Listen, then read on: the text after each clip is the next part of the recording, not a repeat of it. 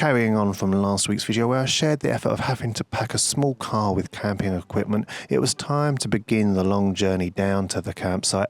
Leaving mid-Kent at 5 a.m. on a dull Friday morning, trying to avoid heavier commuter traffic with workers making their way towards London, and then breathing a sigh of relief when the dullness of morning was replaced with beautiful blue skies, meaning there was hope yet that we'll be greeted with lovely weather upon reaching our final destination.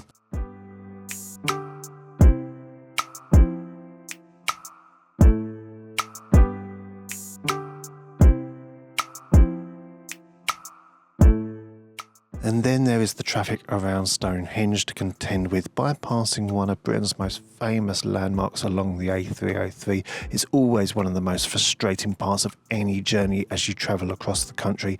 It's for this reason that I always try and leave as early as possible in the mornings when travelling to the southwest. However, like many before and many after, it was a chance for us to grab a quick shot on the smartphone before continuing on our way.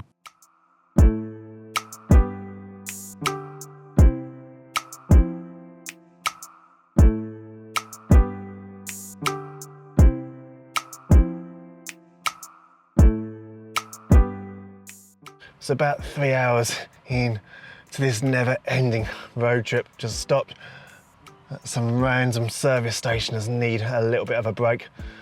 Gonna stretch my legs. Got about 2.5 hours still to drive, and then we can think about getting the tent set up, getting all the camping equipment set up. Roof box is doing its job. So yeah, hopefully I'll be able to sit down and have a rest this afternoon.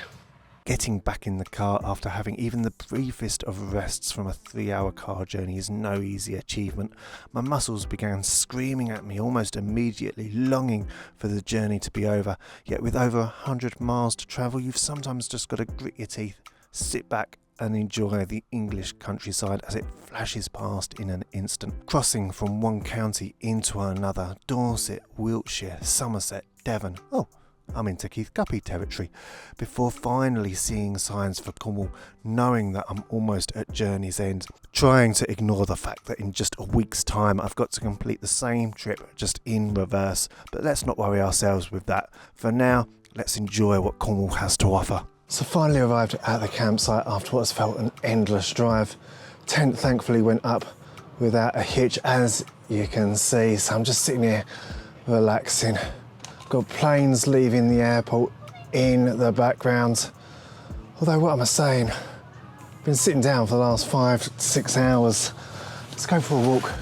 I mean, is there a better way to stretch your legs than to head out with the camera, especially after a long journey like what I've just had to put up with, especially when it involves a hidden gem like this one. I've come down to a nature reserve at the bottom of the campsite where I'm staying.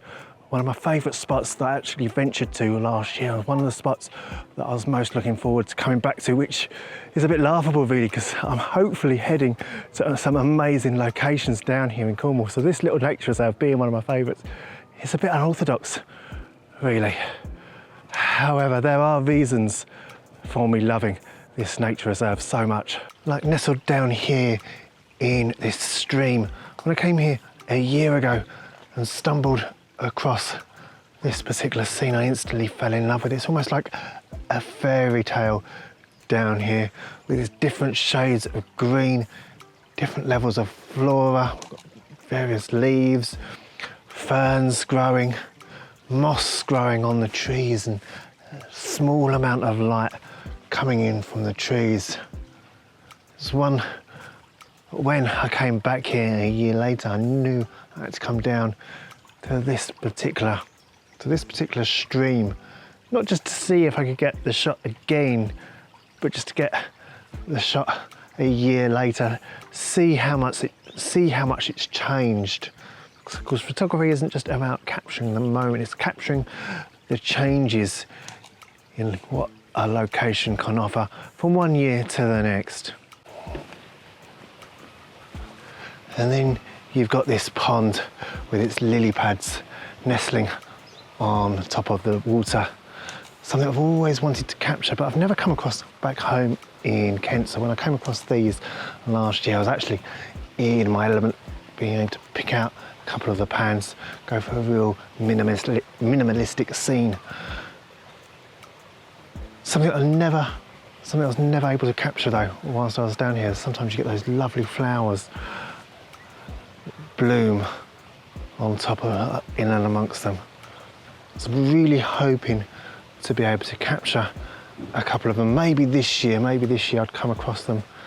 But on this glance, having only just arrived, of course, I don't seem to have been that lucky, in all honesty. Maybe if I come back here in a few days over the course of the next week, I might find them.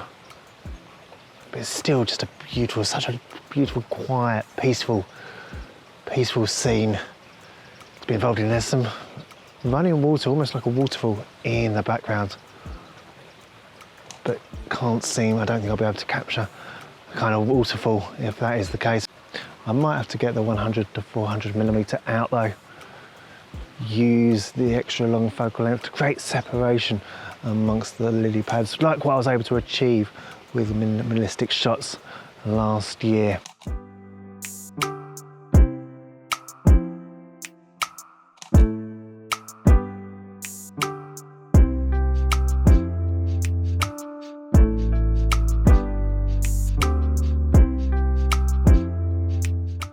On a side note, I do love these little signs of the pathway, just giving a bit of useless information as to what you're walking past. I suppose it's great if you're not someone who gets out in nature too often. At the same time though, given the blue of the sign, kind of the yellows, the pinks around, doesn't make for a bad minimalistic image, I don't think.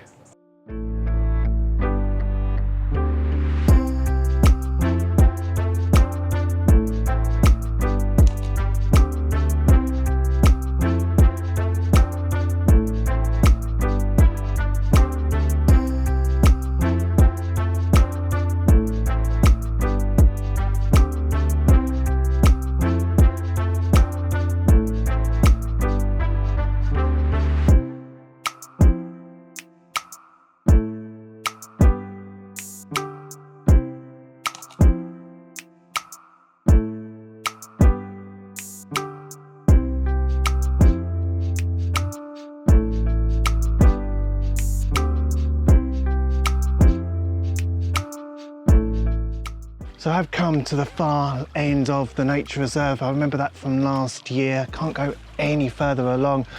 Got the end of the stream just here.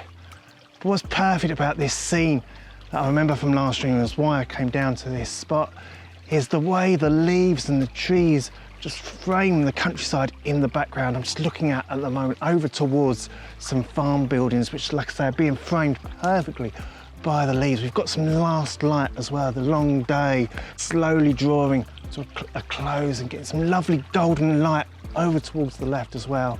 I think I'm going to have to get the 100 to 400 millimeter back out to capture this scene, but I'm beginning to think I've got a real treat in store with the light hitting the clouds over the background. Beautiful way to end what has been a long, long day.